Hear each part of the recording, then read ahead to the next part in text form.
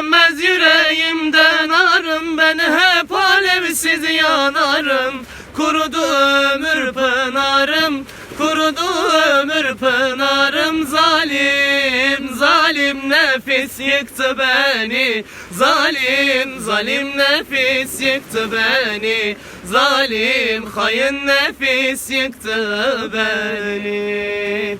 Gelin görün ne haldeyim, bir çare yaban eldeyim. Ben de bu nefsin elinden bilmem ki nasıl edeyim. Bilmem ki nasıl edeyim, bilmem ki nere gideyim. Nefis kurutmuş kanımı, esir almış bu canımı. Hasret sarmış her yanımı, hasret sarmış her yanımı. Zalim, zalim nefis yıktı, yıktı beni, yıktı, yıktı beni. Zalim, zalim nefis yıktı, yıktı beni, yıktı, yıktı beni.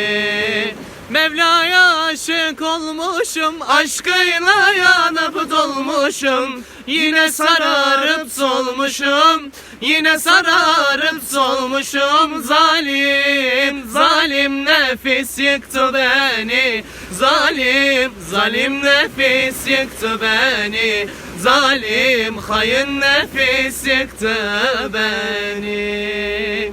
Gelin görün ne haldeyim, bir çare yaban eldeyim. Ben de bu nefsin elinden bilmem ki nasıl edeyim. Bilmem ki nasıl edeyim, bilmem ki nere gideyim. Nefis kurutmuş kanımı, esir almış bu canımı.